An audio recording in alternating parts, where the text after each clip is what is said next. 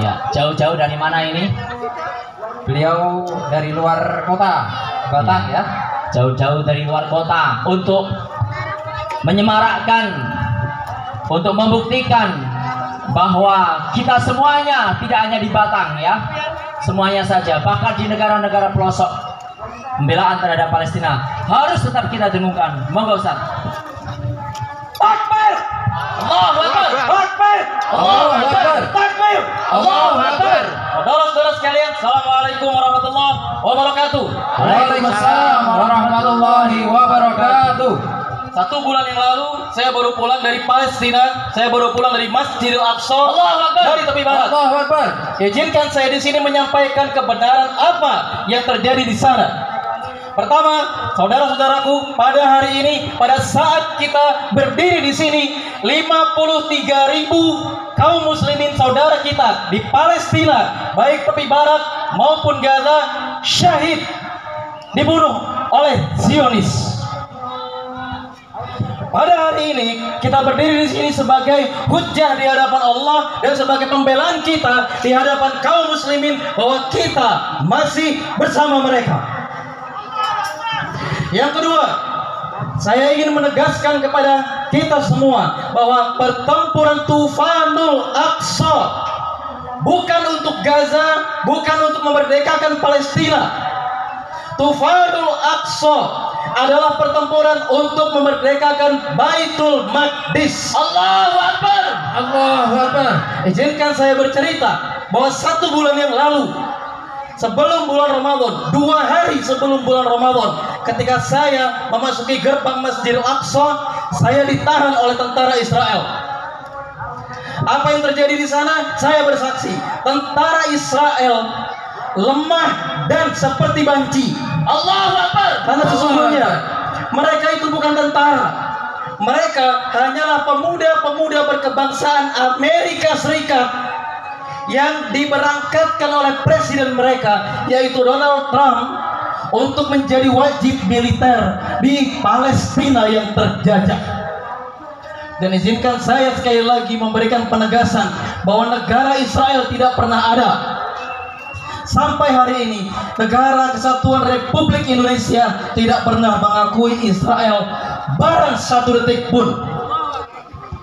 Yang ada hari ini adalah dalam lingkungan agama Yahudi ada orang-orang ekstrim yang mereka punya keyakinan bahwa dalam kitab suci palsu mereka punya kampung halaman yang namanya Bukit Sion. Di atas Bukit Sion ada satu lapangan, yang di lapangan itulah ada Masjidil Aqsa, dan mereka percaya mereka harus pulang ke dalam Masjidil Aqsa membangun kembali Haikal Sulaiman. Padahal itu adalah milik kita. Itu adalah tanah suci milik kaum muslimin. Itu adalah kiblat kedua yang dibangun oleh para malaikat 40 tahun setelah dibangunnya Masjidil Haram. Yang kedua, teman-teman sekalian, orang-orang Yahudi berkumpul 150 tahun yang lalu di Swiss, membentuk satu gerakan yang namanya Zionisme. Yang kita lawan hari ini bukanlah orang-orang Yahudi. Yang kita lawan hari ini bukanlah Bani Israel, karena Bani Israel adalah orang-orang mulia, keturunan Nabi Yakub alaihi salam. Yang kita lawan hari ini adalah Zionis. Zionis adalah gerakan untuk kembali ke Bukit Sion. Zionis adalah gerakan yang tidak mewakili agama Yahudi. Zionis bukan gerakan yang mewakili Bani Israel. Yang ketiga, teman-teman sekalian, arti kata Tufanul Aqsa. Tufan adalah azab yang pernah diturunkan oleh Allah Subhanahu wa taala kepada kaum Nabi Nuh dan kepada Firaun. Apa maksudnya? Bukan badai angin. Tufan adalah air bah yang datang dari laut dan membersihkan muka bumi dari orang-orang zalim. Apa alasan adanya Tufanul Aqsa? Apakah gara-gara orang Palestina mencintai kekerasan? Apakah gara-gara orang Palestina tidak berdiplomasi? Apakah gara-gara orang Palestina melanggar perjanjian? Atau apakah gara-gara orang Palestina tidak mau berbaris bersama dengan saudara-saudara mereka yang menempuh jalan diplomasi di PBB? Saya beritahu faktanya. Perang pertama terjadi pada tahun 1948. Akan tetapi bangsa Arab kalah. Tanah Palestina saat itu tidak ada penguasanya, dan Zionis mendeklarasikan secara sepihak negara mereka di sana tahun 1948. 20 tahun kemudian terjadi perang besar tahun 1967. Akan tetapi kaum muslimin kalah karena pada saat itu kita lebih mencintai dunia dan takut mati. 20 tahun kemudian, tahun 87, muncullah gerakan yang hari ini menjadi pemimpin kita, Harakah Muqawamah Al-Islamiyah atau Hamas. Kapan momennya? Ketika saudara-saudara mereka, bukan Hamas, tapi masyarakat Palestina mencetuskan intifada pertama.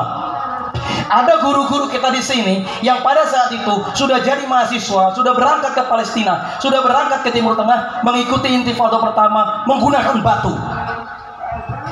20 tahun kemudian intifada kedua pecah, dan saat itulah aksi boikot mulai bergelora dan orang-orang mulai sadar bahwa negara Zionis dibiayai oleh Amerika Serikat dan kita tidak boleh memberikan uang lebih banyak lagi kepada Amerika Serikat. Itulah dasar dari gerakan boikot, dan sejak saat itu teman-teman sekalian, boikot terbagi menjadi 3 tujuan. Tujuan pertama, agar kaum muslimin mau membeli produk saudaranya sendiri, agar kaum muslimin mau mengalirkan dananya kepada saudaranya sendiri, sesama muslim yang sedang berbisnis, berusaha untuk kepentingan dakwah. Yang kedua, agar pemimpin muslim atau orang-orang yang memiliki kekuasaan tidak lagi membuat kebijakan negara, bisnis negara, jual beli negara yang menguntungkan penjajah, baik itu membeli senjata, membeli minyak bumi, atau menjual minyak bumi dan hasil bumi yang lain kepada penjajah. Tujuan yang ketiga, untuk menekan dan perusahaan-perusahaan yang nyata-nyata mendukung dengan cara berinvestasi kepada senjata, atau yang kedua, membuka lapangan kerja di Palestina untuk orang-orang Zionis. Akhir dari intifada kedua tahun 2004 adalah kemerdekaan Gaza, karena pada saat itu Hamas berhasil mengalahkan Israel dari Rafah sampai di utara Beit Lahia. Dan 20 tahun kemudian, hari ini Tufanul Aqsa. Tujuannya apa? Perang terakhir terjadi pada tahun 2021. Saat itu berakhir dengan kesepakatan damai, tapi segera setelah kesepakatan damai terjadi, tahun depannya lagi 2022, Israel membunuh seorang komandan yang ada di Nablus, namanya Ibrahim Nablusi, dan dia bukan orang Hamas, dia adalah orang Fatah, komandan Brigade Syuhada Al-Aqsa. Ramadan 2023, 5 bulan sebelum Tufanul Aqsa, jauh sebelum 7 Oktober 2023, Masjidil Aqsa diserbu oleh penjajah dan terjadi penembakan di sana. 40 orang laki-laki kaum muslimin ditangkap dan sebagian besar belum kembali. Belasan perempuan juga ditangkap dan sebagian besar belum kembali. Puluhan orang ditangkap dari kota-kota di sekeliling Masjidil Aqsa dan masyarakat Gaza, masyarakat yang paling merdeka di muka bumi ini, yang sama sekali tidak terkena pengaruh dari Amerika Serikat dan Israel, mengumumkan pada tanggal 7 Oktober mereka mengangkat senjata sebagai satu-satunya kekuatan di dunia ini yang berani melawan Israel, ketika semua pemimpin dunia maunya negosiasi karena uangnya Amerika rasanya enak. Teman-teman sekalian, uangnya Amerika rasanya gurih, uangnya Amerika praktis sekali digunakan untuk membangun negara, tapi konsekuensinya negara tersebut akan terbeli. Sudah 17 bulan tidak satupun negara Islam berhasil menjamin dibukanya perbatasan Rafah. 17 bulan tidak satupun negara Islam berhasil menjamin perbatasan Allenby yang ada di Yordania. 17 bulan lamanya tidak ada satupun negara Islam yang berani menjamin masuknya bantuan kemanusiaan termasuk Indonesia. Meskipun Indonesia mengirimkan 10 dokter setiap bulan. Ini fakta yang harus teman-teman ketahui. Yang kedua, yang mau saya sampaikan di sini, tetaplah berdiri bersama Palestina meskipun isu dalam negeri atau isu-isu yang lain mengalihkan fokus kita, karena isu ini adalah isu jangka panjang. Perang ini sudah berlangsung sejak 1917 ketika deklarasi Balfour, dan sampai hari ini 110 tahun setelah peristiwa itu belum berakhir. Bersiaplah untuk berdiri di tempat ini sampai 100 tahun ke depan, sampai Masjidil Aqsa dimerdekakan. Allahu Akbar. Allahu Akbar. Yang terakhir, saya akan mengatakan satu hal. Kalau kita semua kasihan dengan warga Gaza, 50.000 orang dibakar, 50.000 orang dipenggal, maka saya akan mengulangi perkataan Allah Subhanahu wa taala dalam surat Al-Buruj, zalikal fawzul azim, itulah kemenangan yang agung.